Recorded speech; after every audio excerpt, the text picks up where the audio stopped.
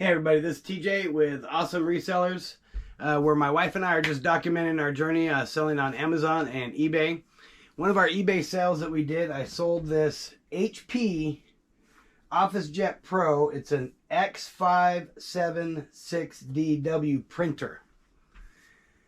And this thing is huge. I sold it for, I know, free shipping. So let me get to that. I should have had it all done up, but that's how it goes. I sold it for $429 with free shipping. I picked this thing up for $20. I mean, it was dusty. I had to clean it and everything else.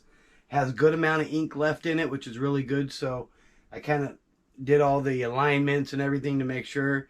And then what I do is I print out everything, and I take pictures of everything, of the page count and everything else, how much ink is left, and then I make sure I do, a photo to where people could see on how well it is printing, and then I make sure I post that in my listing there, and then I always put that in the paper tray so they can get it as well.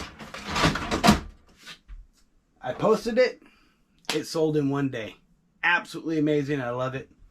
So this thing is massively huge and large. So I wanted to show you how I wrap it. Some people might think that I go a little overboard, but it works for me. And that's all that matters. So tools of the trade that I use when I'm wrapping really large, heavy items is I have my, basically cling wrap here. I have my bubble wrap from American Bubble Boy. And then I take it one step further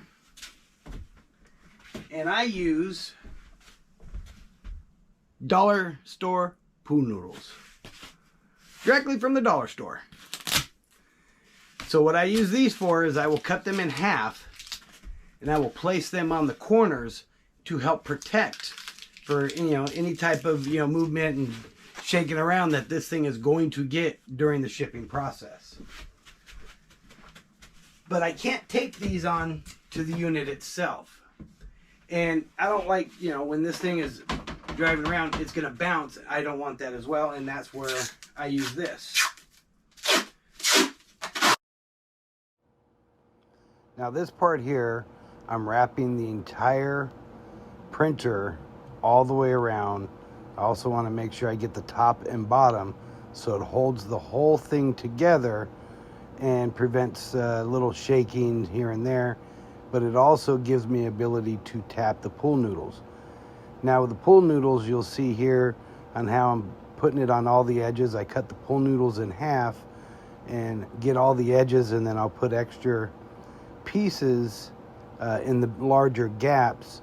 And basically this is just my way of having styrofoam before I wrap it in bubble wrap. See, I'm cutting them in half right there, and then I'll add some extra pieces, and then I'm going to build up this gap area that wasn't flat to make it a little bit more square. All right, so I'm back. I had to go get some boxes.